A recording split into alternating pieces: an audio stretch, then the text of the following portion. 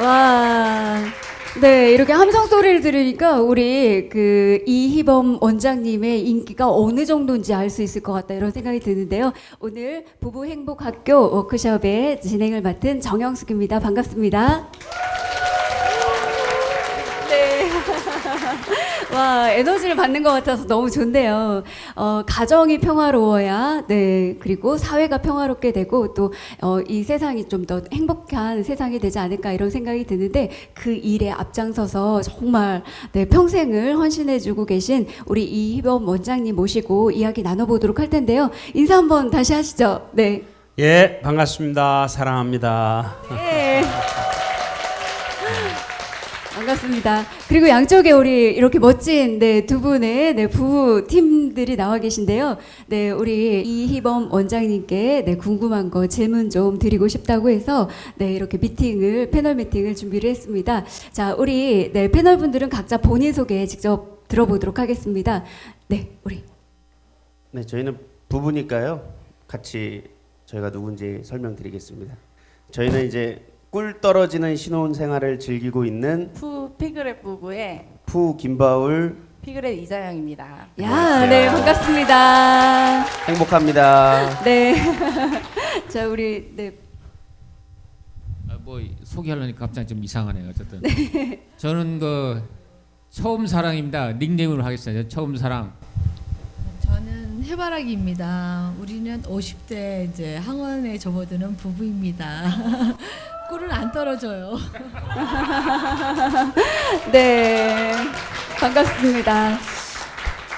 네, 사실 이렇게 저는요, 이 의뢰가 들어왔을 때, 네, 살짝 걱정을 했어요. 부부학교 많이 들어보기는 했는데, 한 번도 참여해 본 적도 없고, 부부학교에선 도대체 뭘 배울까 궁금한 것도 많고요. 1대1로 이제 그 질문을 좀 드려야지 되지 않을까 막 이런 생각도 들었는데요. 사전에 패널 미팅을 하면서, 와, 이런 학교가 좀 더 활성화가 많이 돼서 건강한 가정이 많이 만들어져야지 되겠다. 이런 생각이 들더라고요. 그래서, 우리 원장님 뵈면 저도 뭐부터 물어볼까 뭐 이런 생각이 들었었거든요. 근데 아까 이 우리 바램이라는 네, 음악을 오카리나 들으면서 제가 옆자리에 앉아 있었거든요. 진짜 집에서도 못 듣는 말을 사랑한다 이 말을 막 이렇게 그 노래 부르시면서 하는데 갑자기 제가 막 울컥할 것 같은 느낌이 드는 거예요. 옆에서 이렇게 흥얼흥얼 해주시는데 그리고 처음 인사하실 때 들으셨죠? 사랑합니다라고 말씀을 아주 네. 근데 우리 이 말이요 굉장히 가벼운 말이다, 쉬운 말이다 하는데도 불구하고 자주 듣지 못하는 말인 것 같아요. 근데 그런 말들로 인해서 우리가 행복을 나눌 수 있지 않을까 이런 생각도 드는데 너무 쉽게 이렇게 말씀을 하셔서 궁금해졌어요. 네, 뒤에 계신 우리 사모님께는 사랑한다는 말을 하루에 몇 번씩이나 하시는지. 예, 내가 몇 번씩 하고 있어요. 직접 얘기 좀 해주세요. 사모님. 네. 아, 3번. 네. 야, 아침, 점심, 저녁 새끼 식사하실 때.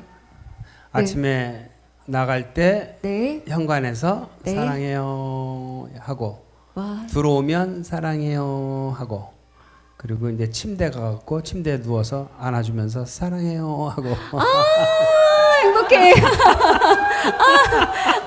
이거 왠지 야유처럼 들려.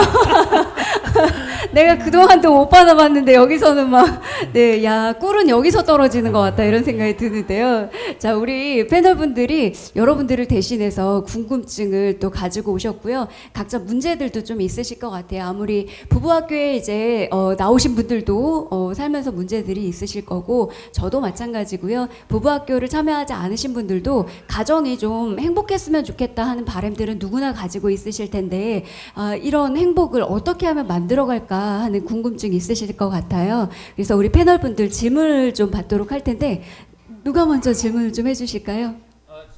제가 먼저 하겠습니다. 네네. 네. 저 이제 부부학교를 해가지고 참 영광이고 다행이라고 생각합니다. 천만다행이라고 생각합니다.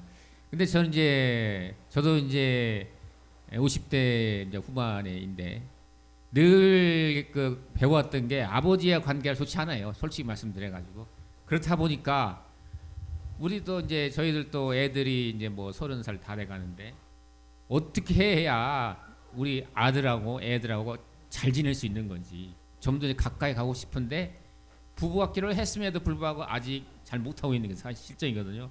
그래서 어떻게 하면 애들과 더 이렇게 가까이 갈 수 있는 건지 말씀해 주시면 고맙겠습니다.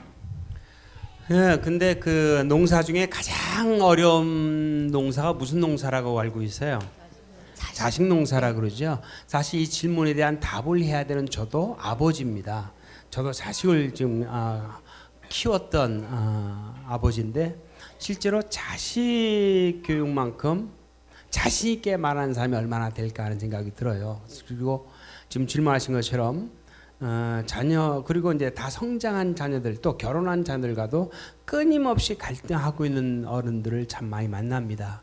문제는 그 이유가 어디에 있을까? 어디에 있을까? 저는 이렇게 봅니다. 이렇게 이제 말씀드리면 좀 이해가 될지 모르겠어요. 결혼 예배 학교 때 맨 앞에 앉아 있는 애에게 묻습니다. 너 결혼하면 너희 아버지와 같은 결혼 생활하고 싶니? 물어보면 네라고 대답하면 정말 손가락 꼽습니다. 대부분 다 아니요, 싫어요.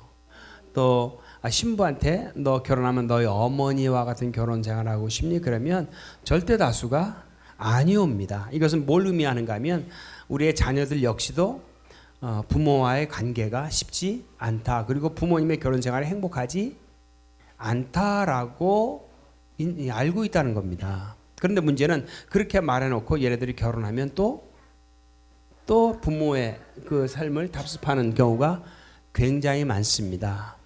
그런데 그렇게 되어지는 난 가장 큰 이유는 성경에서 찾고 싶은데요. 호세아 선지자가 이렇게 말을 했죠. 백성이 지식이 없으므로 망하는도다. 그러니까 사실 자녀와 부모의 관계도 결국은 지식입니다. 알면 행복해집니다. 그래서 우리 결혼 예배학교를 끝나고 나면 아이들이 그런 말을 합니다. 소감문을 받아보면 또 간증할 때 보면 소름이 돋습니다. 왜 우리 부모님이 이렇게 살 수밖에 없는지 이제야 알 것 같습니다. 또 어떤 아이 이런 말을 해요. 나는 하마터면 일생일대에 모험을 할 뻔했습니다. 그래서 사실 결혼은 지식을 갖고 스킬, 기술을 갖고 시작을 했어야 되는데 우리 많은 부모 세대들 또 우리 세대들 마찬가지입니다. 대개 나이가 됐다고 해서 결혼해요. 그러다 보니까 부부관계를 어떻게 잘 만들어 갈 것인지 또 자녀들과의 관계를 어떻게 잘 친밀감을 좀 높이면서 서로 사랑하면서 그렇게 살아가야 되는지에 대한 교육을 받은 적이 없습니다. 그래서 저는 이런 문제는 많은 부모들이 지금 참 이렇게 고민하고 또 아파하는 문제라고 생각이 들어요. 다 마찬가지죠. 예, 그러려면 방법이 없습니다. 공부하셔야 됩니다. 그래서 이제 부부 학교를 저희가 한 거고 또 이제 부모 교실도 있습니다. 실제로 여러분들이 끊임없이 스터디 하셔야 됩니다. 왜냐하면 또 이렇게 말씀드리면 좀 이해할지 모르겠어요. 운전면허증을 우리가 어떻게 따죠? 공부하죠. 학원 가서 공부하죠. 그 다음에 필기시험 보죠. 합격해야죠. 그 다음에 코스시험 보죠. 주행시험 보죠. 다 합격해야 비로소 면허증을 따잖아요. 그런데 제가 그런 이야기 합니다.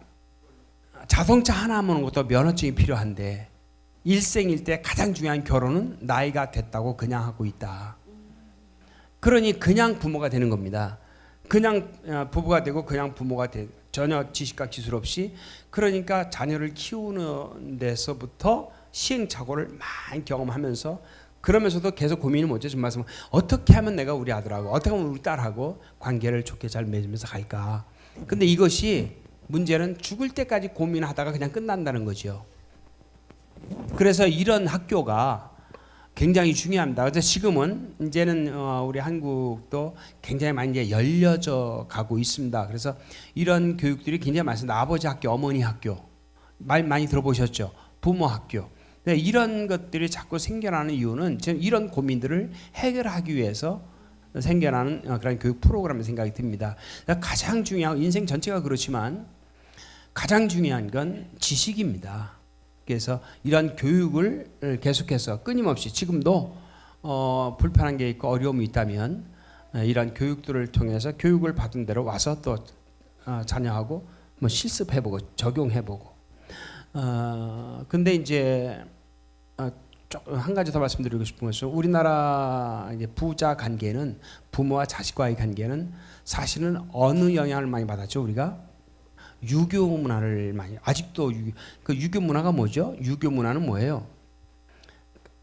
가부장 제도입니다. 가부장 제도다 보니까 되게 아버지들은 가장이야. 난 가장이야. 가장은 뭐가 있어야 돼요? 권위가 있어야 돼. 그래서 우리나라 아버지들은 가정에서만큼은 권위를 가지려고 하셨어요. 근데 그 권위가 무엇으로 나타났죠? 통치, 지배, 다스림입니다. 그러니까 우리나라 아버지들은 유교 문화에 공자 문화에 이렇게 접촉이 되어졌던 분들은 그런 교육 그런 문화 속에 자라신 대개 아버지들은 집에서는 이게 폼을 잡으려고 그러세요. 그러니까 지배하고 통치하고 다스려야 되니까 그러다 보니까 자녀들과의 관계가 친밀한 사랑의 이런 관계가 아니라 엄하게 되죠. 그래서 주로 뭐 해요? 지시하고 명령하고 또 잘못되면 혼내고. 그러니까 자녀들은 엄마는 가까울 수 있는데 엄마는 아빠 그러면 가까이 하기엔 너무 먼 당신입니다.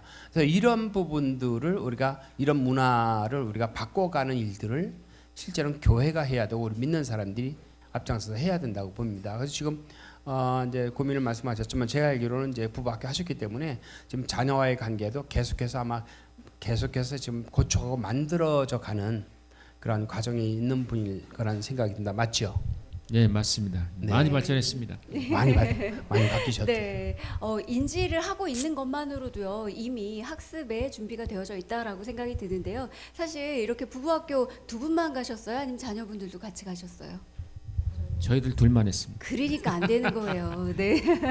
자, 우리 이렇게 소통을 하기 위해서는요, 저희도 이제 교육 프로그램을 진행을 하다 보면 아이들을 잘 교육을 시켜가지고 집으로 들여보내요. 근데 부모님들이 안 변하신 거예요. 내 아이가 왜 이러지? 막 이렇게 오는 거죠. 그러면 다시 또 원점으로 돌아오는데 기껏 교육시켜서 보내면 다시 원점. 네. 그래서 가족 관계가 좋아지기 위해서는 네, 제가 원장님을 대신해서 추천해드리고 싶은 건 네, 부부학교에 다시 한번 자녀분들과 함께 참여를 해주시면 어떨까 이런 생각도 드네요. 네. 네, 감사합니다.